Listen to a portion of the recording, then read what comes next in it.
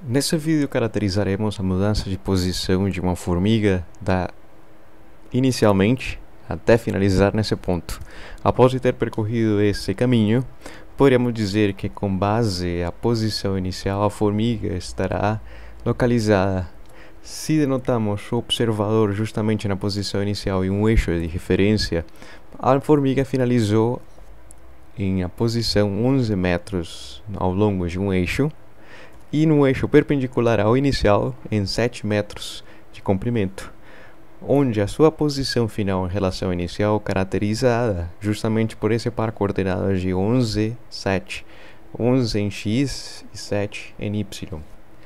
Mas essa informação em física, duas grandezas, dois comprimentos, 11 e 7, poderia ser resumida mediante uma notação básica de uma seta.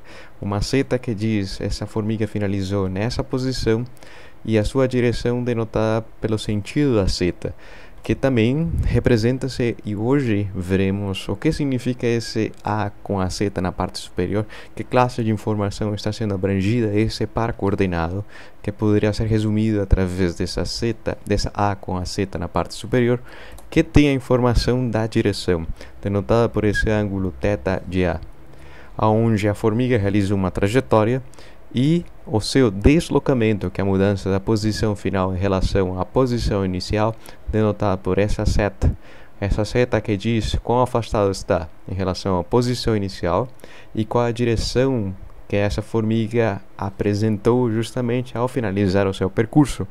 Toda essa informação que veremos nos dias de hoje chama-se vetores, e vetores não somente representam-se no sistema bidimensional, mas poderia também ser levado para as noções tridimensionais, onde há largura, comprimento e altura, onde o vetor A poderia representar a posição de algum determinado objeto em relação a um canto de uma sala ou de algum observador.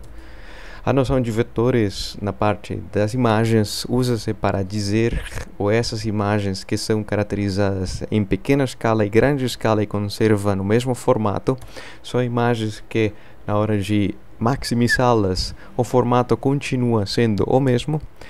Se podemos pensar vetores no nosso dia a dia, teríamos que fazer uma noção um pouco diferente, uma viagem de União da Vitória a Guarapuava. Segundo a informação, há dois caminhos diferentes, mas pegaremos o caminho mais curto ou mais rápido, e nesse caminho mais rápido teria que percorrer-se uma distância no caminho de 212 km, mas se fosse um avião decolando de União da Vitória para Guarapuava, como fornecer essa informação? Quanto deverá se deslocar e para onde deverá se deslocar? Para responder essa pergunta, podemos pensar em linha reta. Ambas cidades afastam-se ou distanciam-se entre si a 100 km de distância aproximadamente. Fora do caminho a ser realizado por um carro, um avião poderá viajar em linha reta, mas quais são as informações que o piloto do avião deveria conhecer para chegar justamente ao seu destino, a Guarapuava?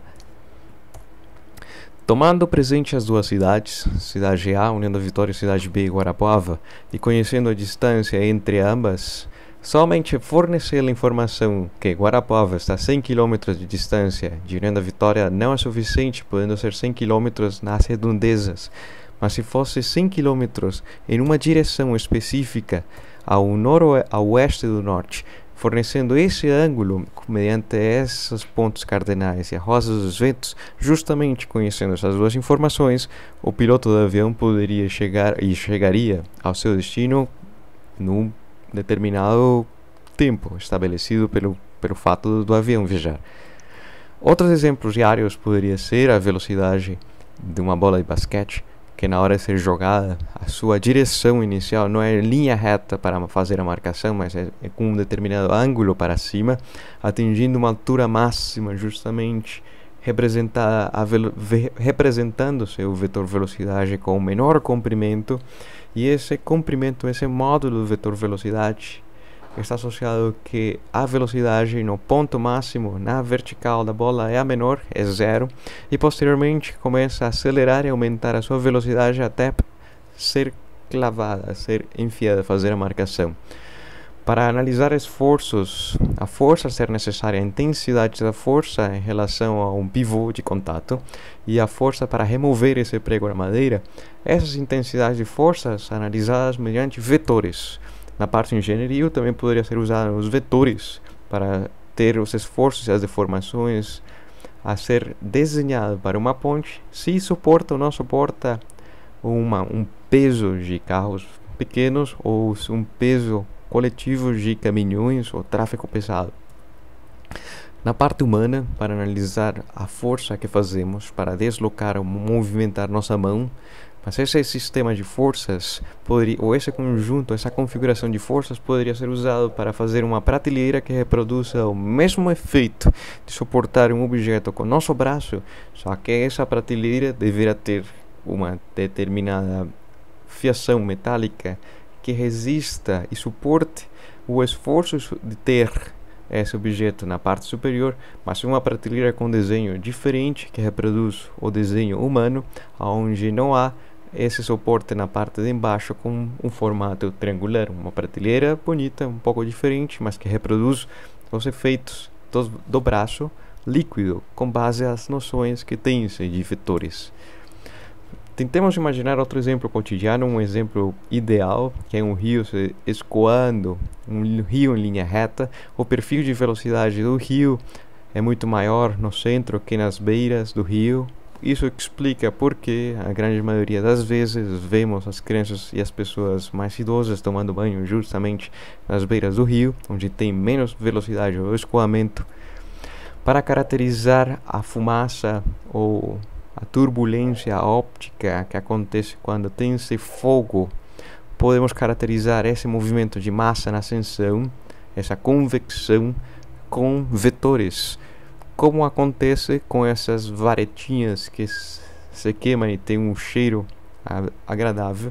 A fumaça realizaria esses vórtices, mas como poder caracterizar a direção do vórtice e para onde se desloca, pois está na mas quão rápido é.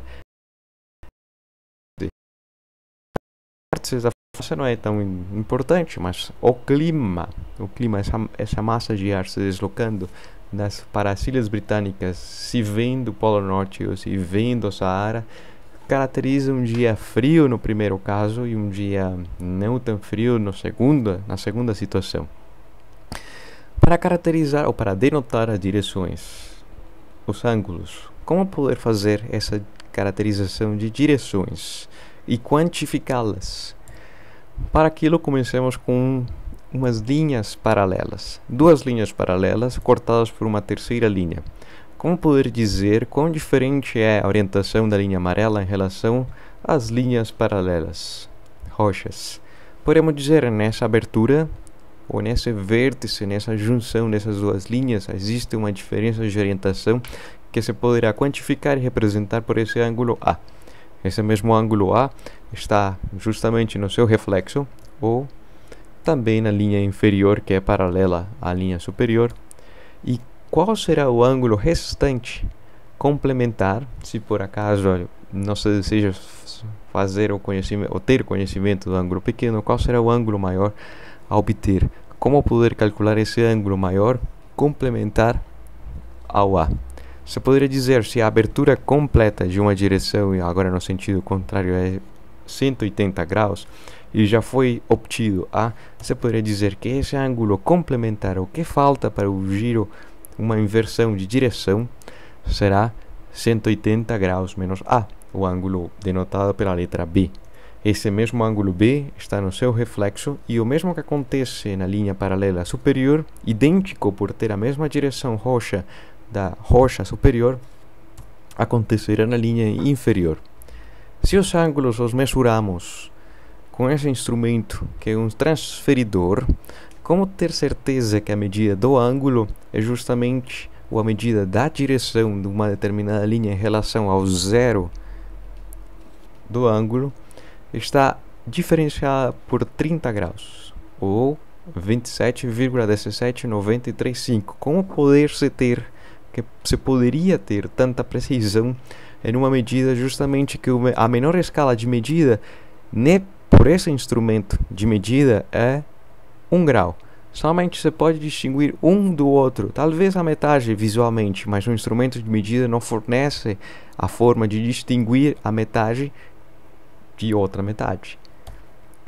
Mas sim poderíamos fazer a seguinte noção: se o ângulo fosse muito grande, poderíamos dividir esse mesmo ângulo em 60 partes iguais, e cada uma dessas 60 partes do ângulo chama-se 60 minutos. Então o ângulo composto por 60 minutos de grau, e se esse minuto de grau fosse muito grande, dependendo do tamanho desse círculo ou a direção variante entre essas duas linhas que intersectam-se, se podemos dividir esse minuto em 60 partes equivalentes, tem-se 60 segundos de grau.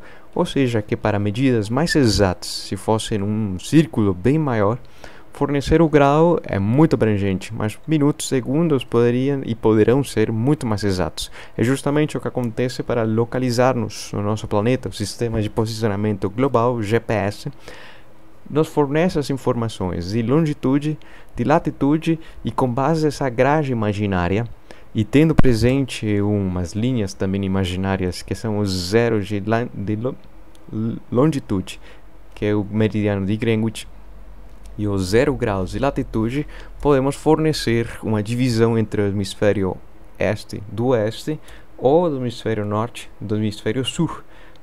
E dessa forma, as localizações do nosso planeta, sobre nosso planeta, fundamentam-se mediante esses dois ângulos.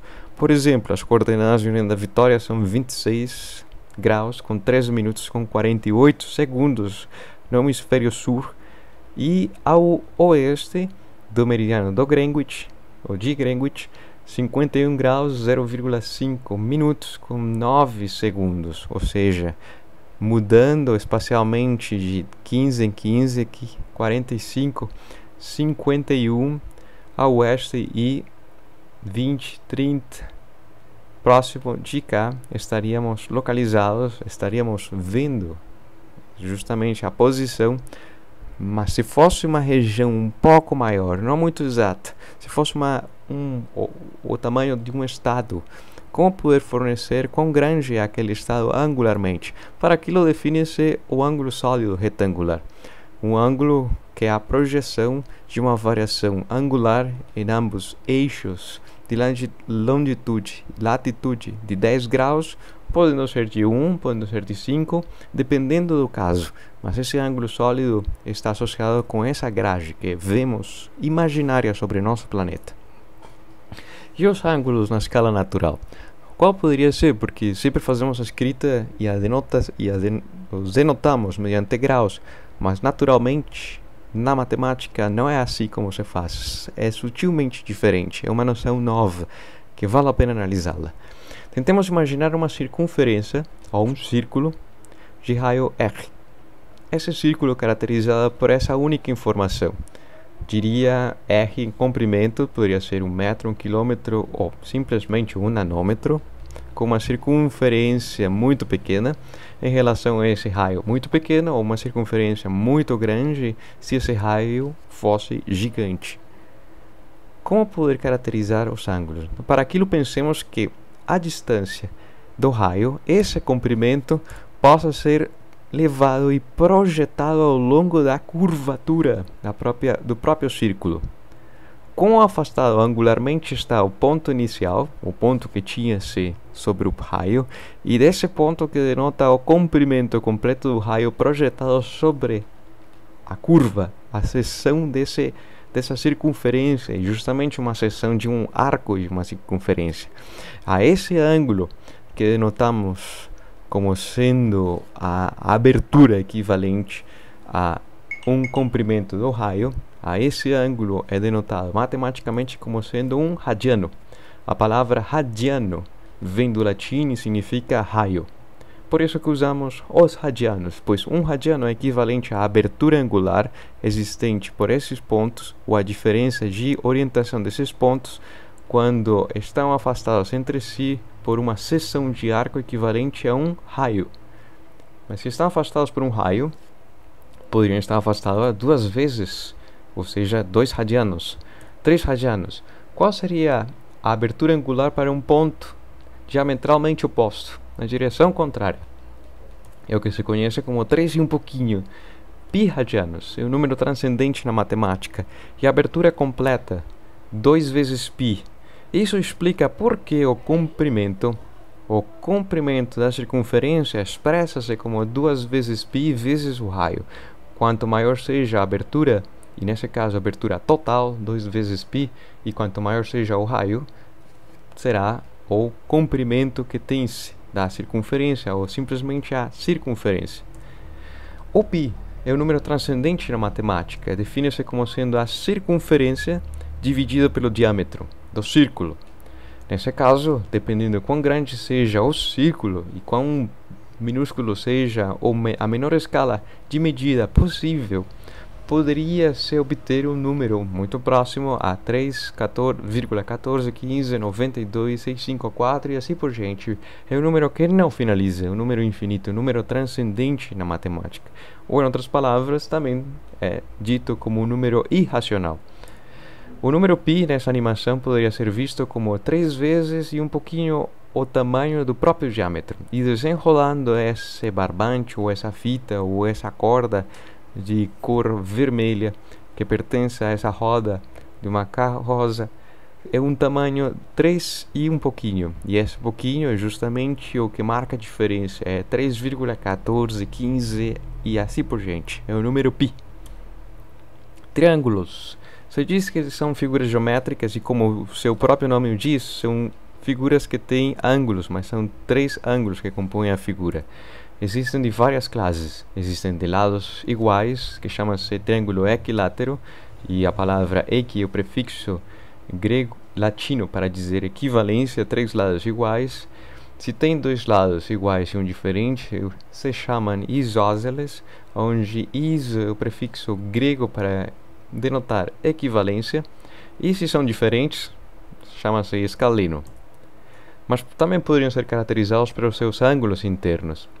Tem-se o triângulo retângulo, onde o ângulo interno é 90, tem um acutângulo, onde os 3 ângulos internos são menores a 90 graus, ou onde há um triângulo que um dos seus ângulos internos é maior a 90, chamado de obtusângulo. E a chave da trigonometria é justamente esse triângulo retângulo, esse triângulo que tem um ângulo interno de 90 graus e os outros dois, tal que a soma dos outros 2 ângulos seja equivalente a 180 graus. Então, esse triângulo retângulo está associado com uma certa verdade matemática, que é um teorema de Pitágoras. Para caracterizar os nomes dos lados do triângulo retângulo, se diz que a hipotenusa é o maior dos lados, que justamente está na frente do ângulo retângulo, e aqueles 2 lados vizinhos do ângulo retângulo chamam-se catetos, para distingui-los da hipotenusa, o maior de todos. O teorema de Pitágoras, não faremos a demonstração, mas sim a ação do próprio teorema, e pensemos que existe um triângulo retângulo de comprimento na hipotenusa de 5 unidades, de um cateto de comprimento 3 e outro cateto de comprimento 7. 4, perdão. Pensemos que se o teorema de Pitágoras estabelece que são a hipotenusa ao quadrado equivalente a cada um dos catetos ao quadrado, como poder representá-lo nessa imagem? Então, nessa imagem tem-se a hipotenusa ao quadrado, é um quadrado de aresta 5 unidades que contém e abrange 25 unidades quadradas. Outro quadrado para esse cateto de aresta 3 unidades que abrange uma área de 9 unidades quadradas, e outro quadrado para esse cateto de 4 unidades que abrange uma área de 16 unidades quadradas. Dessa forma, 25 é equivalente a 9 mais 16. E pôr em prática o teorema de Pitágoras poderia ser mediante essa animação, onde a quantidade de água, o volume de água abrangido no quadrado da hipotenusa é equivalente à água abrangida ou armazenada pelos quadrados ou pelos paralelepípedos que estão formados pelos quadrados dos catetos. Então, um triângulo retângulo.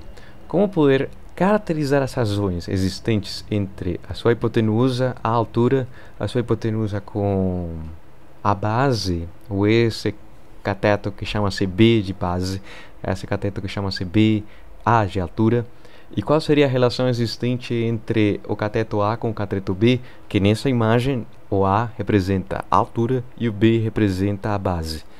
Se sabemos que um ângulo interno, denotado por essa letra grega θ, e tem-se a informação dessa letra grega θ, podemos dizer que a razão entre a altura, ou esse cateto, pela hipotenusa, que nessa situação, com relação ao ângulo θ, é o cateto que está na sua frente, dividido pela hipotenusa, essa razão se conhece como a relação trigonométrica seno de θ, representando a razão entre o cateto oposto pela hipotenusa. Se fosse pelo cateto vizinho, do lado, o cateto B, a base para esse triângulo, a razão da base pela hipotenusa, ou a razão do cateto vizinho, que chama-se como cateto adjacente, pela hipotenusa é conhecida para o ângulo θ como sendo o cosseno de θ. E finalmente a razão de altura pela base, ou o cateto oposto ao ângulo pelo cateto vizinho ao ângulo, se conhece como a tangente do ângulo θ, lembrando-lhes que o ângulo não tem olhos, mas são os olhos que nos permitem deslumbrar o que está oposto ao ângulo na sua frente e o que está do lado do ângulo, que é vizinho ao ângulo, o cateto adjacente. O outro lado é justamente a hipotenusa. E tendo presente essa noção, para uma circunferência de raio 1 unidade, resultaria fácil localizar a posição de um ponto, sabendo que afastado do centro está 1 unidade. Nesse caso, a sua altura, caracterizada por seno de θ, e a sua base, o seu deslocamento horizontal, caracterizada por cosseno de θ.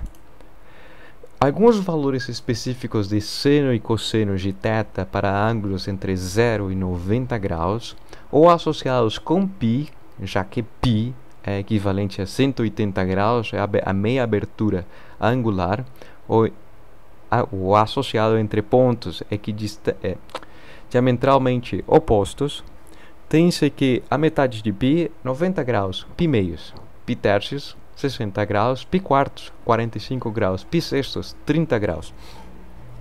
E para alguns valores particulares, fora do ângulo 0 graus, onde a posição é 1 em x e 0 em y, mais notório não poderia ser. E para o ângulo de 90 graus, 0 em x e 1 em y, mais notório não poderia ser, mas pelo menos para 45 graus, que é a metade justamente no caminho, está equivalente entre x e y. Raiz de 2 por 2, 1 meio, raiz de 3 por 2 para o ângulo de 60, e para o ângulo de 30 é o contrário, é raiz de 3 por 2 em x e 1 meio em y. Para esse elemento que está, ou esses ângulos abrangidos entre 0 e 90 graus, nesse sistema cartesiano de 4 quadrantes, o primeiro quadrante, segundo, terceiro e quarto, lhes deixo essa tabela de valores, o ângulo alfa expresso em radianos, o expresso em graus, e calculando o seno dos diferentes ângulos, o cosseno dos diferentes ângulos e a tangente dos diferentes ângulos, teremos que tentar pô-la em prática para alguns problemas em física, mas todos esses problemas que dessa disciplina abrangem, podemos resumi-los para ângulos simples entre 0 e 90 graus. Componentes de um vetor. Bom, vamos analisar um pouco, mas se temos um sistema cartesiano dividido em 4 elementos diferentes, cada um primeiro quadrante, segundo, terceiro e quarto, qualquer posição denota-se mediante o sistema coordenado, mediante o conjunto, o par coordenado, x e y. Esse ponto está em x 3 unidades e em y 5 unidades. E tendo um conjunto de números, também não tem problema se se representa esse conjunto de números fora da origem, que é 0, 0, mas poderia ser positivo, negativo, ambos. No sistema tridimensional, de largura, comprimento, altura, fornece-se x, y, z, essa ordem por convenção, podendo denotar o voo de um avião, quanto sobe, quanto desloca-se em uma direção e em outra. E voltando para o sistema bidimensional, temos um ponto P, a uma distância r da origem. E sabe-se a direção do ponto P em relação ao eixo x positivo. Qual deveria ser a posição x e y do ponto P, se só se conhece quão afastado está da origem, e qual é o ângulo, a direção que tem em relação ao eixo x positivo? Como calcular a altura do ponto, ou a componente x, ou o valor nessa coordenada y, e quanto vale a posição na coordenada x, o valor de b? Para aquilo, temos um triângulo retângulo, conhecemos o ângulo θ, conhecemos a hipotenusa, que é justamente a distância r entre o ponto P até a origem, e, portanto, temos que a sua posição no eixo y está associada com r vezes seno de θ, sendo nesse caso o cateto oposto na frente ao ângulo, e o cateto adjacente denotará a posição ao longo do eixo x, sendo equivalente ao raio vezes cosseno de θ. Podemos pensar em um vetor, qualquer que seja, o vetor A, o vetor amarelo, que se conhece o seu módulo e se conhece a sua direção. Mas como poder calcular de um vetor e não somente de um ponto? Como calcular as componentes de um vetor? Então, nessa situação, podemos pensar que a componente em x seria iluminar com uma lâmpada superpotente de cima para baixo, e a sombra que projetaria ao longo do eixo x é o que se conhece como a componente de A ao longo do eixo x, representada por A de x. Para o eixo y, iluminando com uma luz superpoderosa ao longo dessa direção, a sombra que projetaria sobre o eixo y é o que se conhece como a componente AGY do vetor. Essas duas componentes continuam sendo as mesmas por mais que se desloquem espacialmente. E quando se faz esse deslocamento, tem-se uma figura que é um triângulo retângulo, sabendo que entre si há uma diferença de orientação de 90 graus ou π meios radianos.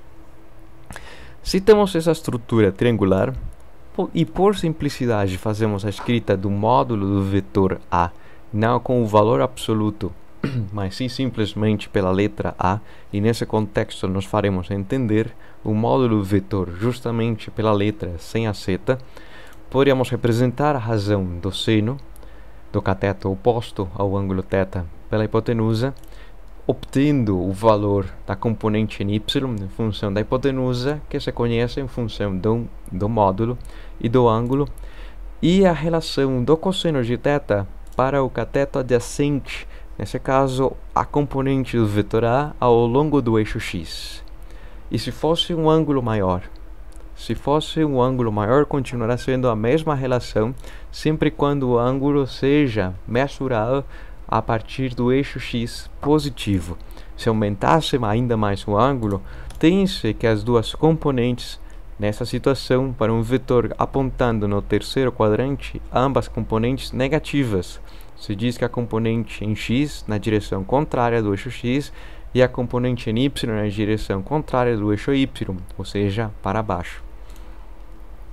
De forma dinâmica, poderia-se ver facilmente como aumenta uma, como encolhe-se a outra, e quando uma é a máxima, a outra é a mínima, e esse estamos vendo para um ângulo que varia de forma constante, representa semelhante às relações trigonométricas, são as funções trigonométricas, o cosseno do ângulo θ e o seno do ângulo θ.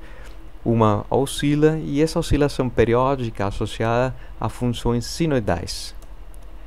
Lhes deixarei nesse site um aplicativo, ou que possam entrar para praticar, phet.colorado.edu, praticar o que será o aumento ou a diminuição das componentes quando se faz a variação da posição do ponto vermelho, ou vendo qual é o ângulo, qual é a razão entre a sua altura em y ou a sua posição em y pela a sua posição em x, justamente tangente daquele ângulo, e conhecendo as componentes e visualizando cada uma das funções trigonométricas ou das relações trigonométricas. Tem-se as relações trigonométricas e as funções que estão presentes para qualquer valor de entrada do eixo x, sendo em radianos. E nesse curso de física veremos como poder calcular as funções trigonométricas inversas, como poder, a partir do resultado da função seno, obter qual era o ângulo de entrada, qual era o ângulo entre menos π meios a π meios, menos 90 a 90, qual era o ângulo de entrada para o valor do cosseno, que oscila entre menos 1 e 1, cujo argumento agora será entre menos 1 e 1, qual era o ângulo entre 0 e π, e se fosse a tangente, tem-se a arcotangente, qual era o ângulo de entrada se o valor é entre menos infinito a mais infinito, sabendo que oscila, ou que varia, perdão, entre menos 90 a mais 90 graus. Comecemos por esse exemplo número 1. Se diz que um pequeno avião decola de um aeroporto em um dia nublado e é avistado mais tarde a 215 km de distância num curso que faz um ângulo de 22 graus ao leste do norte. 22 graus ao leste do norte. A que distância ao leste e ao norte do aeroporto está o avião no momento em que é avistado? Estando no aeroporto e justamente denota a posição 0, 215 km de afastamento, mas não em qualquer direção, a 22 graus, representando a posição do avião por esse ponto, afastado essa distância e nessa direção. Haverá que calcular quanto deslocou-se ao longo do eixo X e quanto deslocou-se ao longo do eixo Y.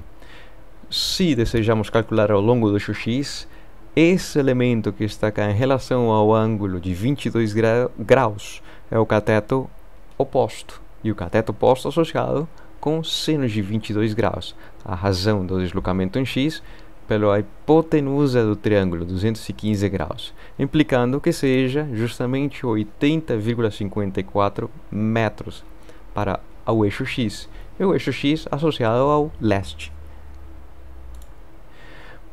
Para o norte, o cateto adyacente com cosseno de 22 graus, nos levaria a dizer que deslocou-se para o norte um valor muito próximo a 200 km, 199,34 km.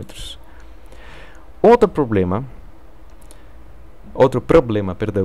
um empregado do correio dirige um caminhão de entregas e faz o trajeto indicado, determina um módulo e a direção do deslocamento resultante. Iniciou da central do correio, percorreu essa distância ao norte, segundo a Rosa dos Ventos, na direção norte, com uma distância de 2,6 km. Posteriormente deslocou-se ao leste 4 km e foi na diagonal 45 graus entre o leste e o norte, uma distância de 3,1 km, finalizando no destino. Quão afastado termina o módulo e a direção do deslocamento?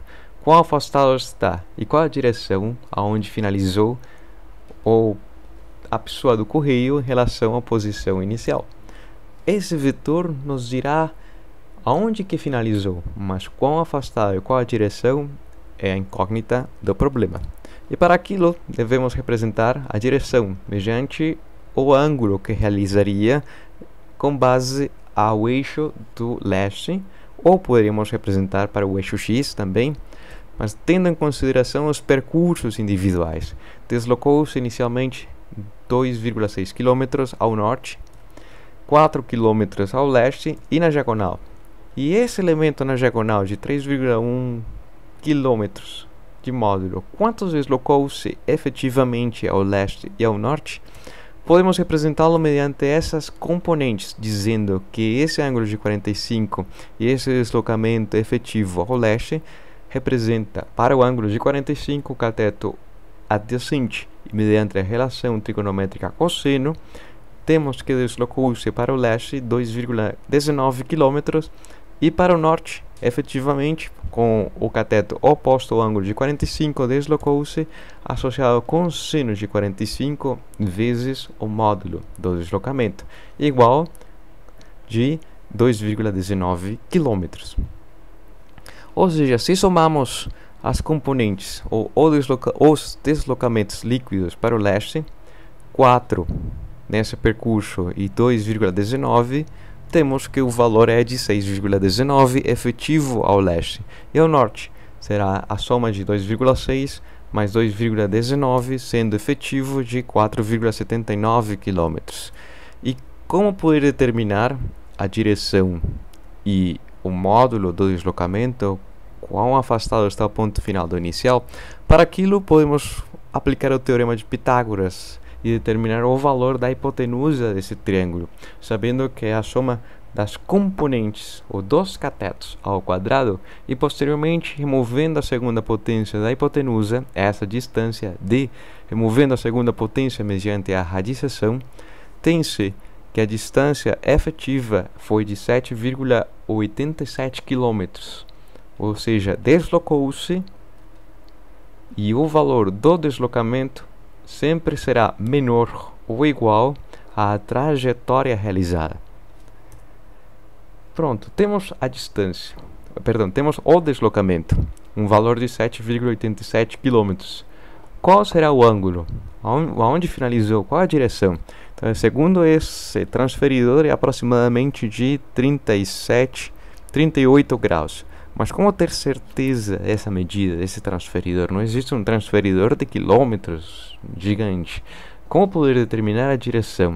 Para aquilo, usemos as relações existentes entre os dois catetos que conhecemos, ao ângulo θ, o cateto oposto e o cateto adjacente.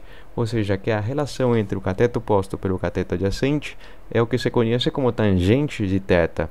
E essa razão à direita desse fracionário, sendo que as unidades de quilômetro multiplicam e dividem ao mesmo tempo, simplificam-se, mas a razão entre esses números resultará sendo 0,774, e para isolar o ângulo dentro dessa função tangente de θ, aplica-se algo oposto à função. Por exemplo, a potenciação 2 é a potenciação e a radiciação, a raiz quadrada. Você diz que a raiz quadrada é a função oposta da potenciação 2. Elevar ao quadrado tem o efeito contrário de raiz quadrada, ou a raiz quadrada tem o efeito contrário da potenciação, ou matematicamente uma é oposta da outra. Nessa situação, a arcotangente é a função inversa da tangente, e dessa forma podemos isolar o ângulo θ equivalente à arcotangente desse número. O ângulo θ equivalente à arcotangente, mas geralmente nas calculadoras não cabe essa palavra, e portanto tem-se no botão tangente, na parte superior, tangente a menos 1, que simboliza a função inversa da tangente. É simplesmente oprimir o botão de Shift e posteriormente tangente e digitar o número, que o ângulo em graus é de 37,73 graus. Vamos ver outros problemas. Tração óssea ou muscular. Por exemplo, alguém sofre um ferimento, quebra seus ossos e é posto sobre tração para que a soldagem dos ossos possam ser feitas de forma correta. Põe-se massas e essa tração tentando puxar o próprio osso para que se funda, se junte corretamente, às vezes perfurando o próprio osso, para deixando imobilizado e tentando juntar melhor essa solda entre os ossos. Temos o seguinte exemplo. Exercício número 3. Um paciente com o ombro deslocado é colocado em um aparelho de tração. As trações A e B possuem o mesmo módulo e necessitam ser combinadas para produzir uma força total de 12,125 newtons sobre o paciente. Então, deslocou-se o ombro e é tracionado com 30 graus nessa direção e 30 graus nessa direção, ambas trações com o mesmo módulo. Qual deverá ser o módulo de cada uma das trações? Não se sabe, mas em conjunto tem um valor de 12,125 newtons de força. Como poder determinar a intensidade da tração A e B se ambas têm o mesmo módulo? Para aquilo, comecemos representando as trações A e B como sendo vetores. E uma das formas simples de soma de vetores é através do paralelogramo, que é simplesmente deslocar um vetor e pô-lo aonde finaliza o outro vetor, ou pôr o vetor B representado a partir da finalização do vetor A, Esse vetor B continua sendo o mesmo vetor, já que mantém o mesmo módulo e a mesma direção, apontando equivalente a esse vetor, mais claro. E o vetor resultante representa-se visualmente como sendo a cabeça aonde finalizou o segundo vetor, esse vetor amarelo. Esse vetor é equivalente à soma do vetor A e do vetor B, de forma que a tração sobre o braço seja ao longo do eixo do braço e não faça mexer o braço nem para cima ou para baixo, mas sim tracioná-lo para que o osso possa ser curado ou sarado. Mas tendo as informações do problema mediante as componentes, temos que o vetor A, ou tem-se que o vetor A está a um ângulo de 30 graus para cima da imagem e o vetor B está a um ângulo, a uma direção de 30 graus para baixo. As componentes de A, por exemplo, tem a componente ao longo do eixo X, ou eixo de tração para fora do braço, e eixo Y na direção transversal à direção para fora do braço. Mas dessa forma podemos representar o eixo X e Y matematicamente para fazer nossos cálculos e obter a resposta física. Então a componente G ao longo do eixo X, a componente G ao longo do eixo Y, A em X representada mediante o cosseno de 30 com o cateto adjacente, A em Y representada pelo módulo do vetor A vezes seno de 30 graus com o cateto oposto. Igualmente para o vetor B, componente em X em Y, cateto adjacente, cateto oposto ao ângulo de 30, mas considerando que a componente de B ao longo do eixo Y está apontando na direção contrária do eixo Y e, portanto, esse contrário representa-se mediante o sinal negativo. Posteriormente, como somar os vetores? Como somar esses componentes? Sabendo que o módulo do vetor A e o módulo do vetor B, e faltaram aqui as setas na parte superior, são equivalentes a A. Ambos têm o mesmo módulo. Então o vetor A tem a componente em X, chapéu, faltou chapéu. X chapéu, a componente ao longo do eixo X associada com o cateto adjacente e o eixo Y associado com o cateto oposto na direção Y chapéu. O vetor B na componente em X e a componente em Y, considerando a sua direção contrária ao eixo Y. A soma entre vetores será simplesmente somar componentes com componentes. Componente em X, duas vezes o que tem-se. Componente em Y do vetor resultante é a soma, só que ambos iguais e em sentidos contrários, resulta ser zero no eixo Y. Dessa forma, temos que o vetor C tem um valor, tem expresso, será substituindo cosseno de 30 graus, equivalente a raiz de 3 por 2, vezes 2, elimina-se o termo 2, e o vetor C tem um módulo e tem uma direção. Um módulo equivalente a raiz de 3 vezes A e uma direção ao longo do eixo X, lembrando-lhes que é o X chapéu, a direção. O módulo vetor C. Então, o módulo vetor C é A vezes raiz de 3. Mas sabemos que o vetor C é a força total e deseja-se que essa força total seja de 12,125 newtons. Qual deve ser o valor ou a intensidade da força das trações individuais? Para aquilo, simplesmente faltará isolar A. Então, isolando A, escreve-se como razão e de 12,125 newtons dividido por raiz de 3, equivalente a 7 newtons de intensidade. Visto de outra forma, a soma de componentes será a componente A em X, mas a componente B em X é equivalente ao vetor força total. Lembrando-lhes que as componentes em Y de cada um dos vetores aniquilam-se entre si. Como exercício para praticar em casa está o exercício 4, que pede para expressar a soma do vetor resultante entre A e B, qual é o módulo, qual é a sua direção e as componentes. Está o exercício 5, o exercício 6, e quero compartilhar essa transparência e nos veremos proximamente.